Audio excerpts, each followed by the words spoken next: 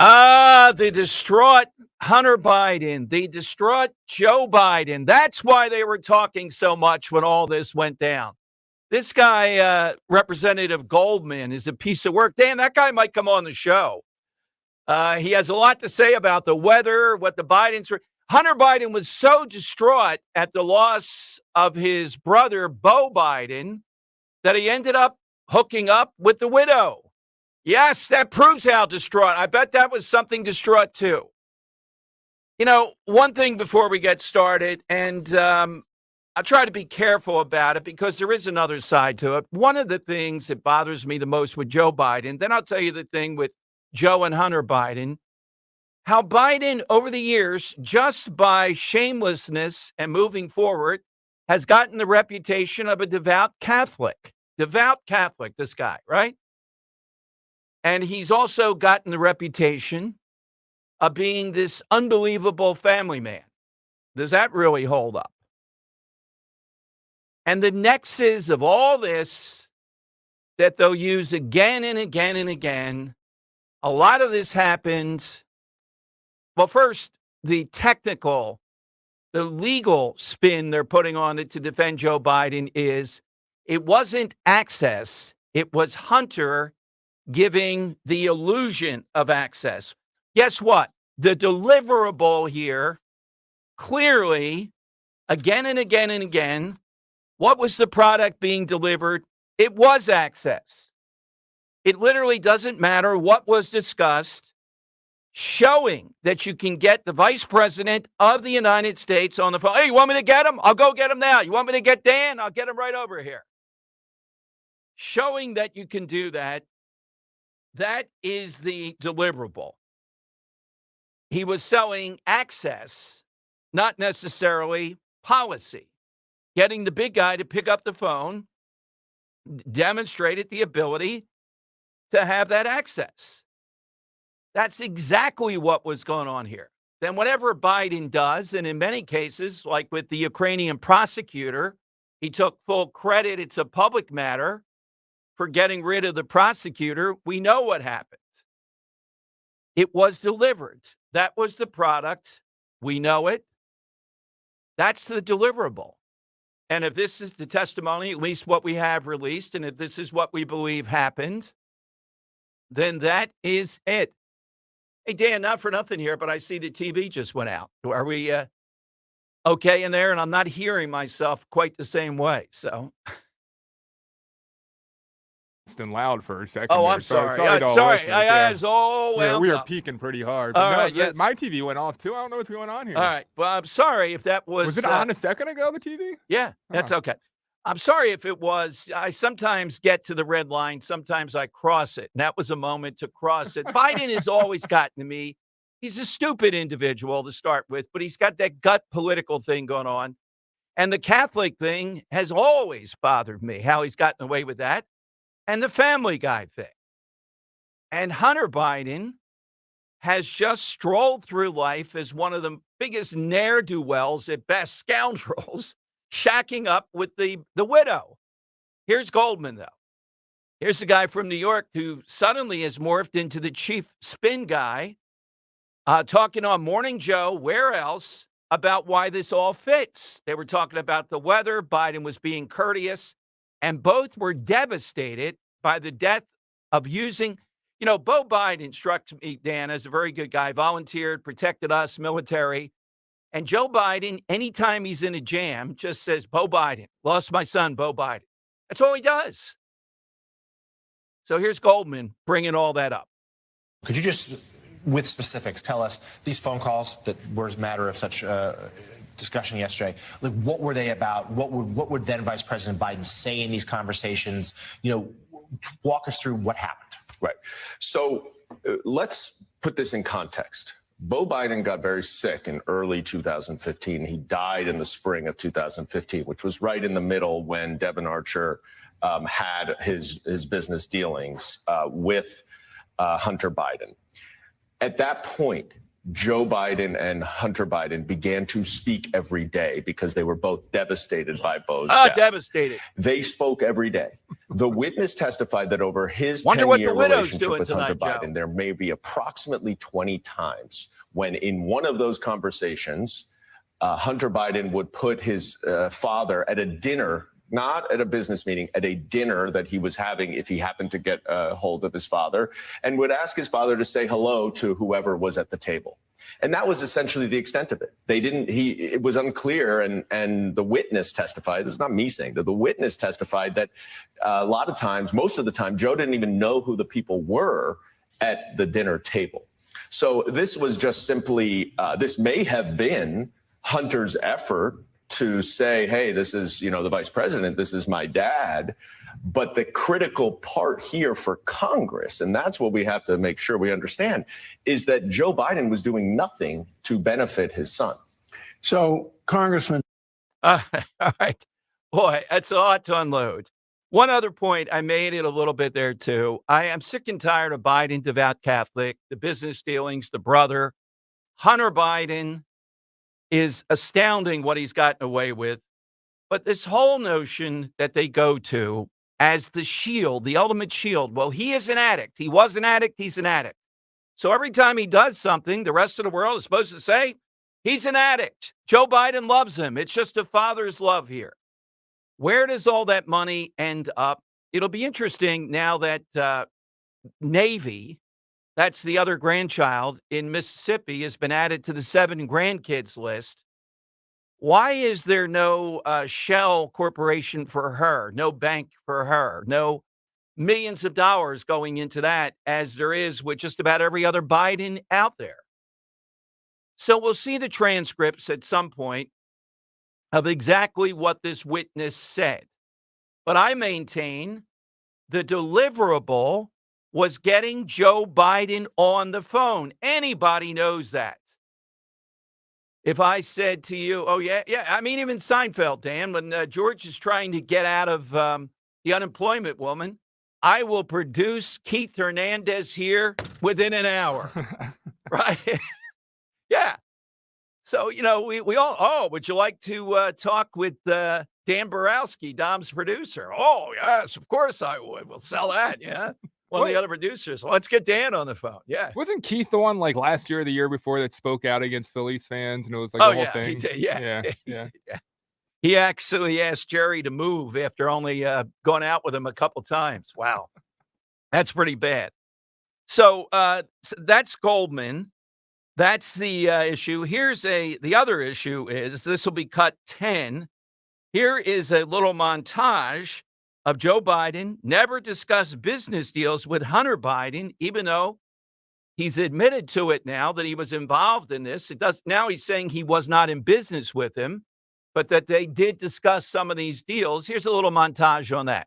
I did not know he was on the board of that company. I've never discussed my business or their business, my sons or daughters. I never discussed a single thing with my son about anything having to do with Ukraine. I've never spoken to my son about his overseas business dealings. I have never discussed with my son or my brother or anyone else anything having to do with their businesses, period. All right. Now, here is Eugene Robinson, one of the biggest Morning Joe sycophants and defenders of the left, writes for the Washington Post. Listen to him this morning defending Hunter Biden's calls to the father and going down exactly a line. A, it wouldn't be courteous. Dan, what do you think I'm going to do if DJ says, hey, let me get dad on the phone and somebody wants to be on the air or something like that, doing something nefarious here? No, DJ, you're going to have to make your own way on this. Oh, come on. Just come on the air. Just wants to meet you here for a few minutes. It's Putin. Putin wants to talk to you.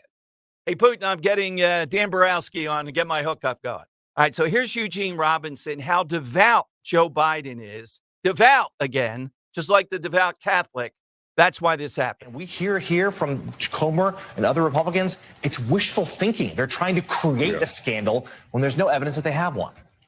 Yeah, they're trying to create a scandal, or at least the appearance of a scandal, the sort of smokiness of a scandal, and just create that atmosphere without actual evidence and without an actual scandal, because I think it's pretty clear, at least so far, there is nothing there. There is nothing there. You could certainly argue that at some point, if Hunter Biden put President Biden on the speakerphone for like 20 times, you could certainly ask whether at some point President Biden might have said, hey, quit putting me on speakerphone. Are you having a business meeting? Like, what is that about? But the context is that this was a sort of very fraught and sad time for the Biden family, and we know how important family is to the president. And so, do you hang up on your phone on your son at any time, but certainly at a moment like that? And probably the answer is no. These creeps, this just absolute creep family. The one good guy on here, as far as I can tell, Beau Biden, dies, and they go to this constantly. And the defenders in the media, they feel, let's go to Beau Biden again. Biden, he died in Iraq. Now, it's not true. Sadly, he contracted brain cancer, though. Constantly going to this. They were selling the Biden brand, whatever knuckleheaded thing that is, but it was access. He did deliver access here. That's the key word. And then you look at some of the policies gloating about getting rid of the Ukrainian prosecutor. All right. Coming up, I have one more cut of this Goldman guy that I want to play, talking about a party trick here, this whole deal going on with Biden. Let me give you this side question. I'll try to stay below the red line today with this, but it is maddening to see this level of spin. And look, the technical spin of arguing it was only the illusion of access, that's one thing. When we get back into this devout family, when they use the addict thing, when they use the Beau Biden thing, he died, they were both devastated. Doesn't somebody say, well, wait a minute. Is it bad manners, Dan, to say he was so devastated, he hooks up with the widow ultimately? Oh, yeah, that's a double play, Dan. He was so devastated by the death of his brother, Beau Biden, he sleeps with the wife, and he's an addict, so that devastated him more. Mm-hmm. And I believe that's who was a partner. They had to get a gun that they shouldn't have had and thrown it. He's devastated. He's an addict. It's the wife. She was devastated. Joe Biden was devastated. How shameless. But this is a group of people who wouldn't acknowledge the seventh grandchild. All right, side question today. In this date in history, Mike Tyson, who I interviewed once, and I found him to be very smart, very clever, very measured, Dan. That was over the phone. I don't know in person. He had the list, though, and he's like a very calm demeanor. Very calm. Yeah. Very calm. And I'm trying to find it. I'm looking. I don't have it anywhere. I have the archive at home that I'll go through tonight to see if I can. All right. Yeah, it's a while ago. On this day in history, he unified all three bodies there of the boxing world, that he was the unanimous heavyweight champion. So the one thing I think of when I think of Mike Tyson more than anything, some of these other guys were great boxers. This was a force, though. Arguably the most intimidating guy you don't want to be looking across. And that's before the ear bitten off. Hey. So we want to know somebody real or fictional today that is intimidating, not just physically intimidating, if that's what you want to go. I'll give you an example. Aton in No Country for Old Men. That's a great answer. Yeah, it's pretty when he sits there and says, well, I don't have to do it, but you know what I'm going to do. How about when he tells the guy in the convenience store, the gas station, flip the coin? He goes, what are we flipping for? And he goes, you know what we're flipping for. Well, I'm going to kill you or not. My God. Yeah. And I'm going to take Randy Johnson off. I got to see him. We were traveling with DJ and Luke. They were, DJ may have been 13 or something like that. Luke may have been 7 or 8. And we went to Toronto. And somehow or another, I got mixed up and didn't think it was that far to Boston. It was a little bit off.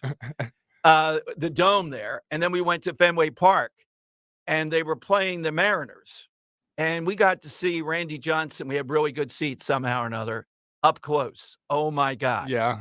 So you're John Kruk or any left-handed hitter, Randy Johnson is on the mound, and he's kind of wild that night. And he is 6'10", and he's throwing at 100 miles an hour or a slider right at you. That's pretty intimidating. And, lefties don't usually hit against – there's not as many left-handed – what is it, about two-thirds of pitchers are right-handed?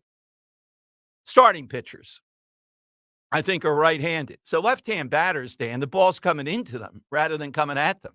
Remember I guess it was May of 2001 or soon.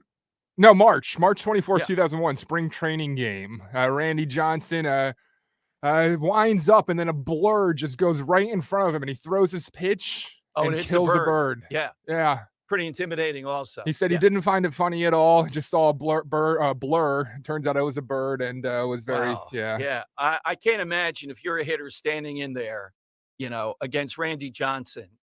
Particularly, he can throw a slider right at you and break it, and you got to stand in there, not knowing is it a slider or a fastball. Yeah, I'm going to take also Fred Flintstone, Dom. Great answer off the board. Okay. Frank Rizzo. Oh, yeah. Yeah, we got to take him off. I'm going to take Vince McMahon off the board. He's not someone I'd want to sit in a board meeting with. He's a very intimidating individual, very stubborn individual, I hear. And Tony Soprano, not a guy that you want to cross. Yeah, exactly. All right, all good ones. So it could be a physical, or it could be there's something about them that's just chilling. Even if it's not physically, they're going to harm you. So I've asked you many times before. I want to see if the opinion has changed. A fastball from Randy Johnson to the gut, or a punch from Mike Tyson to the gut? I would take the fastball from Randy Johnson to the gut. Yeah? Oh, yeah. I think, Mike Tyson, I mean, I could just see his fist going through me or something. I'm going to find that interview. Somebody's got it somewhere. It's in my top 10. Yeah. After you interview Mike Tyson. Mike, sit down in studio. I'm glad Dan got you in here, but I differ with you. You shouldn't have bitten that guy's ear off. We did have Sam Arpiza in here choking you out. Yeah, well, that's true. Yeah. Sam Arpiza began, I'm not coming in with Tyson. I'll come in with Muhammad Ali. I'm not coming in with Tyson. No. Doing it live from the Dom Dome that day. Yeah. Yeah. All right, 855-839-1210. You get on board right now. Big story of the day, of course, the continuing fallout from the Bidens. New York City says they're in court. They don't want to be known as a sanctuary city. 90,000, quote, migrants, end quote, there. Wow. It's actually working. They don't want it anymore. 90,000. AT&T and Verizon Wireless just pushed pound 1210. Coming up, too, a billionaire who's little known in this. The mayor of the Moscow wife, $3.5 million wire to Archer and Hunter. She's just the mayor's wife of Moscow. What was that about? I'll tell you. And we know there was action taken there. In addition to that, though, the shamelessness of using they were devastated over Beau. That explains everything. Now go away. Joe Biden's going to get his rosary beads out and tell us he's a devout Catholic. 855-839-1210.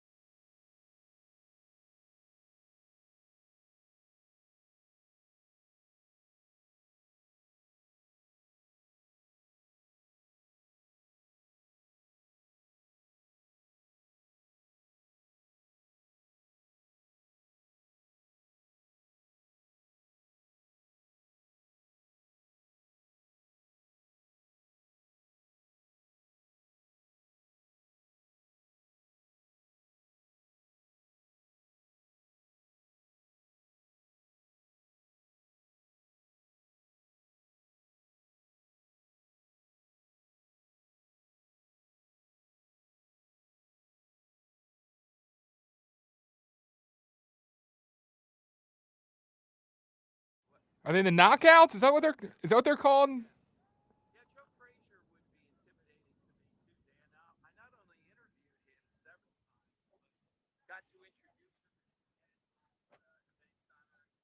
Mayor Rizzo, Jimmy Matthews to you, on the anniversary of his birthday or death. We did both. And Joe Frazier was having trouble. I mean, he had been worked over by that point, but still the fist, you would just see, he would always be doing that type of stuff, Dan. Menacing, to put it mildly. Yeah. He'd be intimidating. Is he still voting in Philly? Yeah, that's right. And I was going to add, Mike Tyson's not voting in Philadelphia, though. Smoking Joe Frazier definitely is still voting. I'm sure he'll vote several times this cycle. All right, so a couple things. This mayor's wife of the mayor of Moscow wanted to get her real estate. She's a billionaire.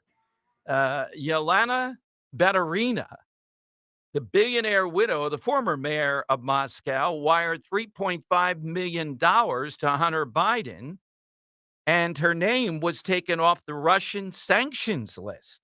Uh-oh. In 2012, Hunter's firm had a $69.7 million plan to invest in 2.15 million square feet of office space in 7 U.S. cities coming through. Who in the world would give this idiot, Dan, that kind of money to invest in anything? And I'm sure he invested it.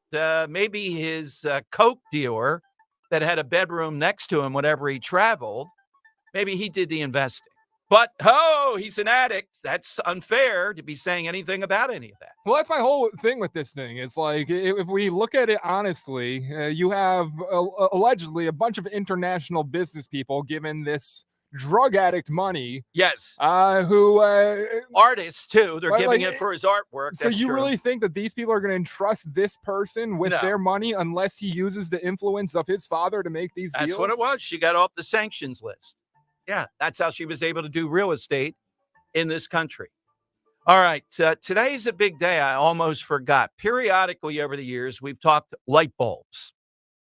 And I haven't talked about it in a while. I'm still a fan of the actual light bulb rather than LED. But today is the day, says Fox News, in which the Biden administration has said they will crack down on anybody selling light bulbs now. That's interesting. We can go up to Kensington Avenue. You can get fentanyl and anything else that you want. But if you're standing up there, Dan, at K&A, let's say, hey, I got a bunch of light bulbs here. They're going to come swooping in. You're not going to sell those light bulbs. We're working towards a Philadelphia, Dom, where we're going to have safe injection sites. Right. Essentially putting drug dealers out of business so we can have them now sell light bulbs on the corner. Exactly. That's what they'll be engaged in. Go to your regular corner guy for your light bulb. Yeah. So if you still have light bulbs, I've talked to people over the years that have stockpiled. Now, one guy got kind of crazy and said, yeah, I got about 1,000 light bulbs and 5,000 rounds of ammo. So, there's that. But do you still take light? Are you a fan of the light bulb? I can't do the LEDs. Yeah. Like, I am so against these stupid LED lights. Even the warm lights. Like, all right, first off, I get really annoyed when you have like a bright white light, and that's the white LEDs. Yes. Like, there's a restaurant that recently opened near my place, and they completely ruined the atmosphere inside because they installed the bright white LED lights, and it looks horrible. It looks like you're eating in a doctor's office. Every time we go, Maisie knows that we're going to get the incandescents because the warm glow of it, there's something about it. There's something different about an incandescent bulb compared to an LED bulb. I don't know what it is, but I there feel is a warmness to it. You're right. I feel myself stressed out when I'm sitting under an LED light compared to a warm incandescent bulb, and I feel some kind of comfort sitting next to a warm, low wattage bulb. I think people look better too in them. That's what I agree. Yeah, then they do, and the other puts up every flaw. So are you still in this mode of resisting this? Where are we going to go after today? The crackdown, the fines, and all the stuff that's associated with this could be pretty severe. Today's the day that the Biden administration says we've given enough time. We're saving you money. Again, maybe we don't want to save money. You go save the money that you want. We want light bulbs. We don't want your LED and every other confusion that's out there. And I remember over the years the debate. disposing, I'm not saying all, but disposing of some of these because of mercury is another thing that comes up that people have difficulty with. All right. So hit me, side question today. Hit me with somebody, real or fictional, that is intimidating. And they don't have to be physically intimidated, but there's something Manson. It is true. It is hypnotic almost. I mean, I don't know if I've talked to somebody. Did I talk to Tom Snyder who interviewed Manson face to face? I've interviewed the killer that had his wife killed at the rest stop along the Garden State Parkway in the Trenton State Prison. It was pretty chilling, Dan. This guy did it, in my view. Yeah. There's no doubt. He's in there for life. I wasn't able to take even a pencil in to do it. I just had to sit there and chat with him and remember it. Yeah, it was pretty chilling. All right, let's. The thing with, I'm yeah, sorry, I want to visit Manson real quick yeah. because I don't think people recognize there are some sources that report him as small as 5'2". Like He's pretty short. he's a very tiny guy, and it's shocking to see that he was able to intimidate so many individuals into fully believing and buying into it and killing for him. It's his story is There's a fascinating. great new. I was saving it, but we'll get into it more on Friday. A great new Netflix. You can check it out tonight. How to Become a Cult Leader. Oh, And it's Manson, Jim Jones, and this guy who was like a bodybuilder, small guy, had these people massaging him all day long.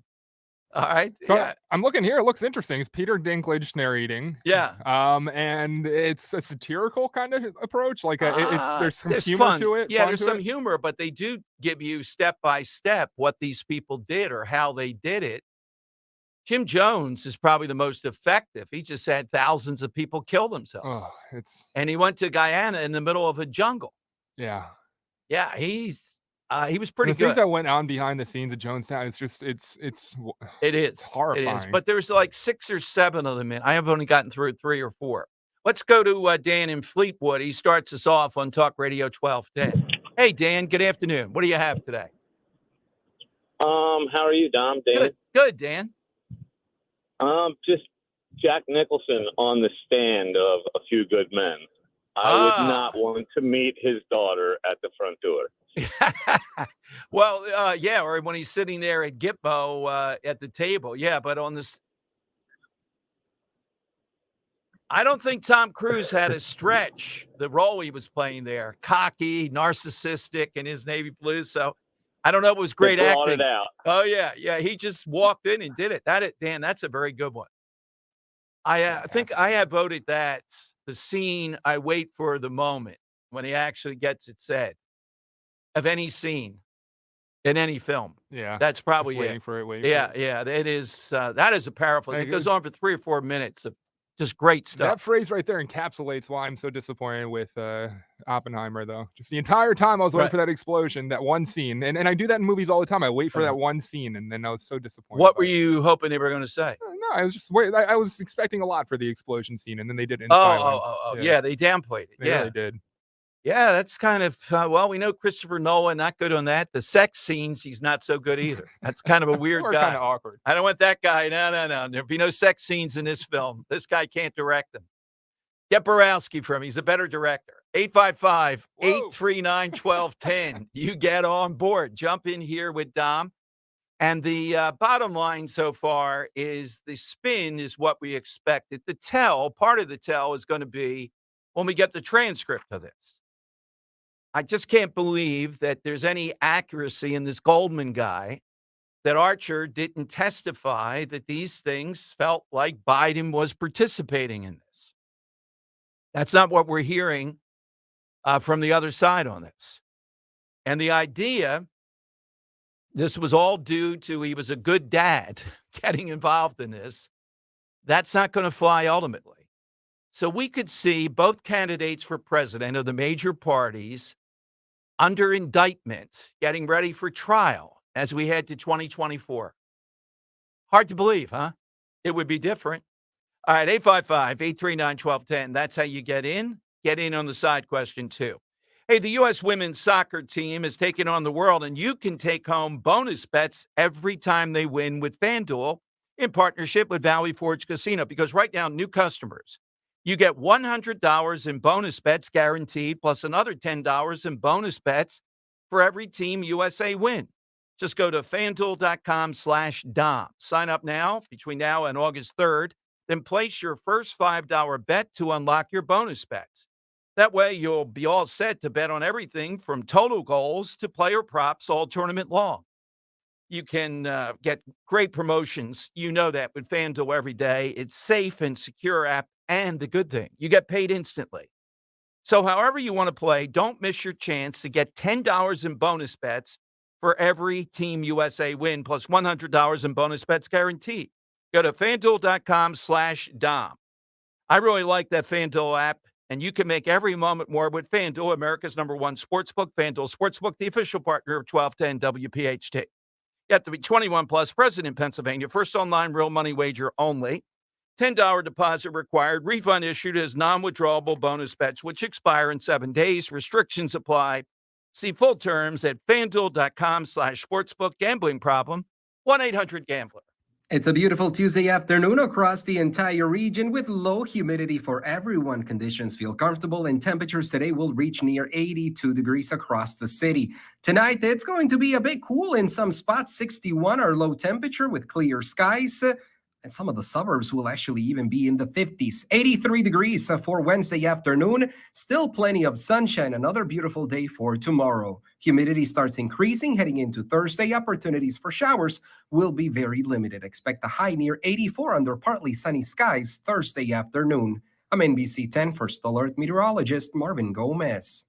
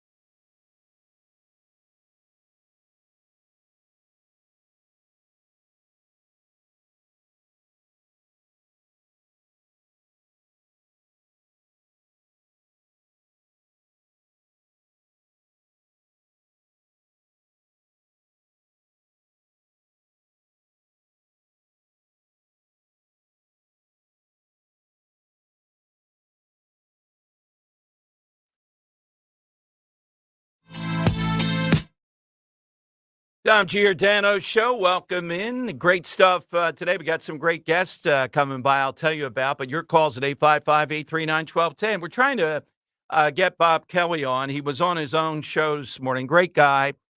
Fox 29, traffic extraordinaire. I first worked with him or got to meet him, Dan, when we were both, he was on, I'm trying to think whether it was Channel 3 then. Does it go that far back where it was NBC? No, it was CBS. He was on CBS, and we were CBS at one point, the radio station, and he used to come on the morning show a lot. Just a wonderful guy. He got sucker punched in Seattle, of all places. He was DJing something at a bar that I know of. Nice spot there. Can I just pause and say, like, out of all the people to Yes. sucker punch in a bar, I think Bob Kelly's probably the last person you'd like seek out to sucker punch. But apparently it's some kind of TikTok challenge. And we're seeing more of this now. I don't know if that's associated with throwing stuff at people on stage. I just think you need more guys with no necks there. And the guys with no necks got to take care of business to send a message. If you do this, it's going to be painful. Dan's got a little bit of what Bob said this morning, though, on Fox 29. I want to use this as an opportunity to plug the youtube.com/@1210WPHT. Sometimes we put our clips in a video form right above Dom's head, similar to like a Fox News situation. I'm going to do that right now.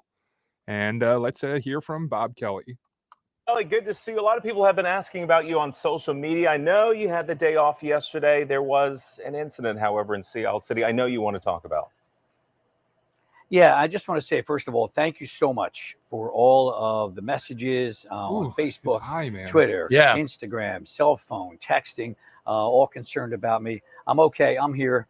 It was a frightening, disturbing event that apparently was incited by this TikTok challenge, similar to what you saw happen to Cardi B with the water and being videoed. The cause of the assault under investigation, and I'm just going to leave it at that. But I hope that this can bring some light to this craziness that is out there and put a stop to it. But thank you again for all of the messages. I'm ready to go. I'm on the beach with a cup of coffee. There you go. So let's do it. But we're glad you're with us. You need to put like a stake on your eye or something. So I thought he was just winking at us. Okay, all right. Well, that's no, yeah. It's a little puffy. It's a little red. It's okay. Yeah. I could come up with a better story probably, but I'm going to do the Rocky run up and down the steps later on today. You were skydiving ahead of misstep. Well, Bob Kelly, it is great to see you. Exactly. All right. Again, back to the TikTok stuff, back to the Communist Chinese Party, TikTok, these challenges. Now, I just hope, and I did an event over in Seattle, like the mayor there, love the McCann family, the Captain Chucky's there, and we went back to Seattle. We hadn't been there in years, and going back when we go to the shore in August. But I hope this is the fullest extent of the law all out on people like that in this type of situation.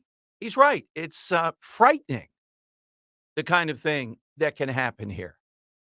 I had an incident, Dan, with the USO. I was broadcasting from the airport, and this guy went nuts and went running toward me on the air, and people tackled him there, and we just kept on talking. But there's just got to be an end to this, that you are going to get it there, then you're going to get it in the court of law. And Cardi B really can't throw the microphone because there's too many people. If there were just the one guy, she could throw it, but she's throwing it into a crowd. There's going to be a repercussion with that. But Bob Kelly, of all people, one of the most innocuous, fun. So for those that don't know Bob Kelly, this is a guy that goes to the shore for feature segments regularly. He was very good friends with Jerry Blavat. Yes. He is like a pump-up guy for the city of Philadelphia. Exactly. And he's doing traffic. He's not making commentary on anything. He's helping you with traffic. And a remarkably uncontroversial individual. Yes, a nice guy. Absolutely. That has to go through this. This ought to be publicized more in the sense that media here ought to be on top of this and taking a look at this as an issue. And this guy, I don't know what the penalty, this is an assault, aggravated assault. I think it should be years in jail at least. You got to send a message. You're just not going to do this, particularly under this type of challenge. All right, 855-839-1210. You get on board. Let's go to Joan in Roxborough. Hey, Joan, good afternoon. Hi. Good afternoon, Dom. Good to speak with you. I am with you along Oppenheimer, but it was unbelievable. I was really incredulous that they would put an R rating on a movie about an A-bomb. Yeah. But he did. And I noticed that he took credit for the writing. I think he wrote the sex scenes and wanted to direct them, and he really did a lousy job. Yes. I'm with you totally. I mean, my God, it was the first one particularly was the strangest, and the second one, the idea was to mock the wife. I mean, that's just brutal. That was and the I whole get the idea. like artistic decision of making the viewer feel uncomfortable, like he felt uncomfortable by exposing him and having them have relations at the table during the hearing, but it just felt so out of place and so unnecessary. Yeah, definitely. I wouldn't have put him in or make him better if you are going to put him in. Right. It was so uncalled for, totally uncalled for. I enjoyed every part of the movie, but you're right about the explosion. They ran it in slow-mo, and you don't get the effect when it runs in slow-mo. No, not at all. Thank you, Joan. Thanks for that critique.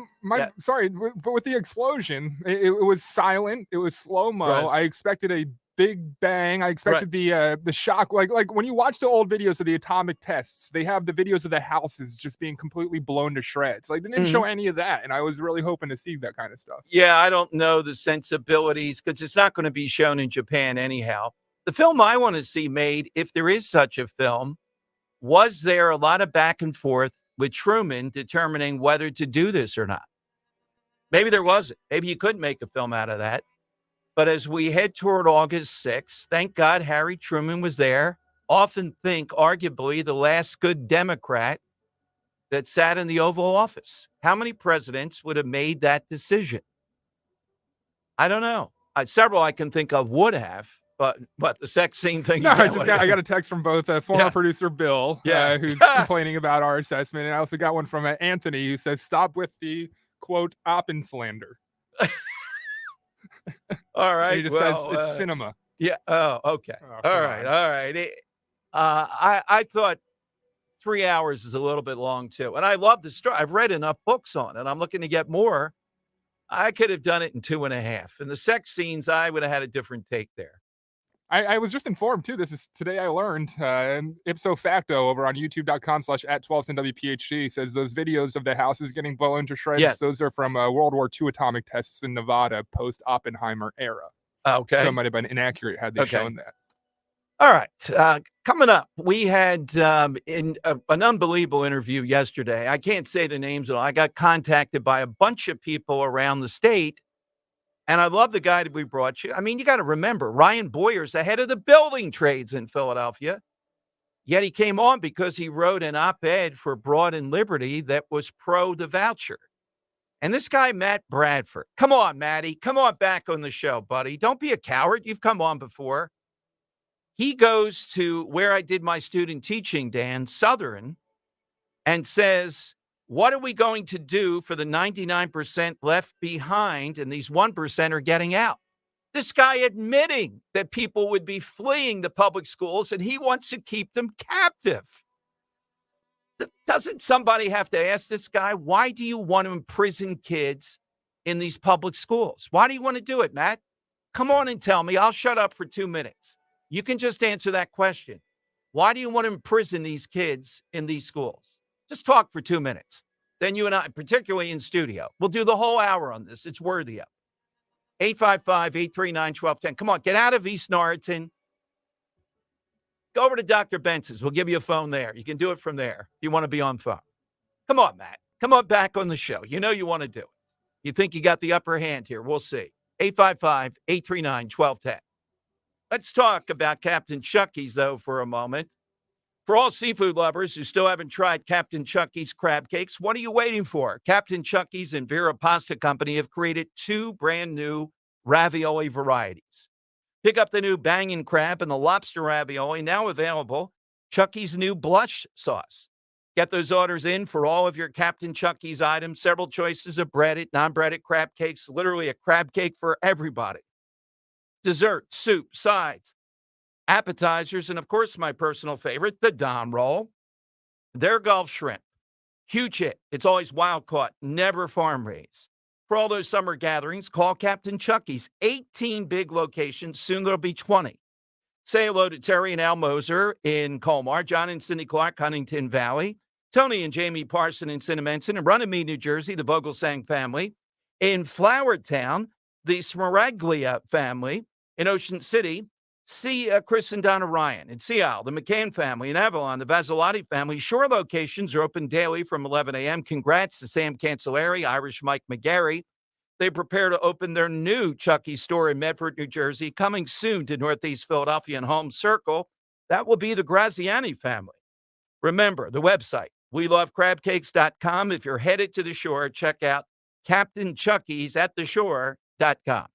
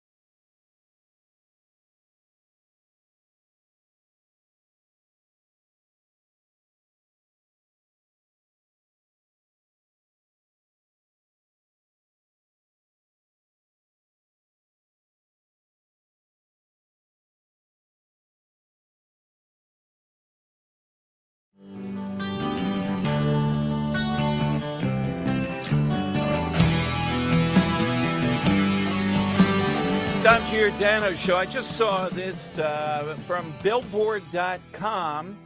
Jason Aldean's Try That in a Small Town tops the Hot 100. Meanwhile, thanks to Aldean, Morgan Whalen, and Luke Combs, country music ranks at number 1, 2, and 3 on the Hot 100 for the first time ever.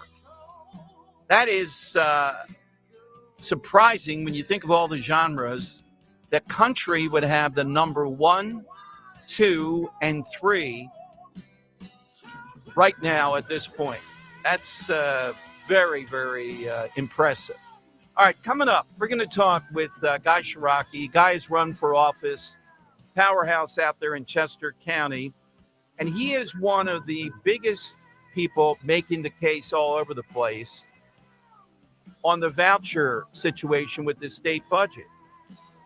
So Democrats yesterday went to Southern, where I did my student teaching. And of course, they found all this problems with the building, the boilers, and everything else. And why are we not spending enough money? And Matt Bradford, those of you out in the suburbs know that name. He's the House Majority Leader. He said there's so much attention being brought to those who want to support private schools, who want to say that's the solution on the Save Our Schools tour.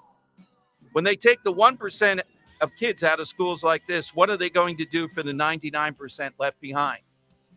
Hey, buddy, it's called freedom. It's called choice, which you stinking progressives and out in Montgomery County, all the usual suspects don't agree with.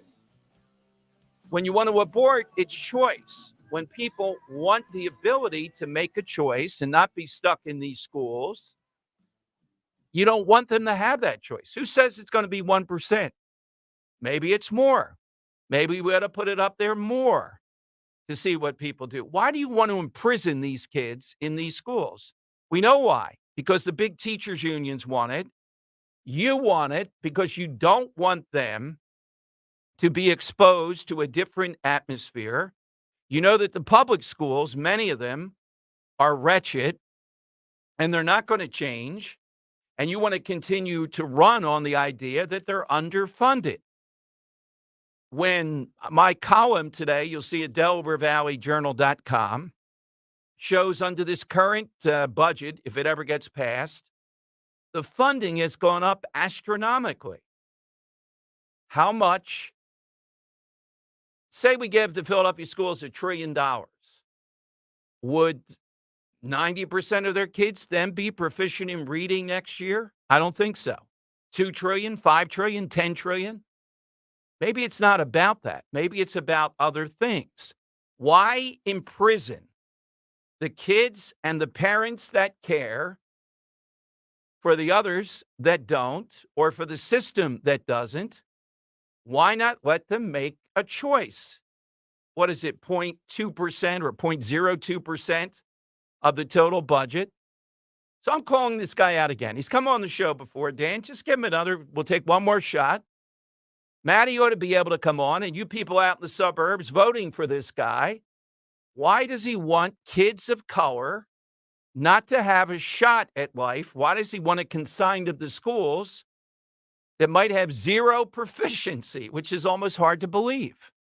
All right, Guy Shiraki will break down why the interview we did yesterday with the head of the building trades, so one of the best moments I've ever had, is so important. And why do we care if this happens or not? And why do we care about Josh Shapiro in this? All right, we got a lot more, too, that's breaking today on Hunter Biden, all in a big 1 o'clock hour coming up on Talk Radio 1210.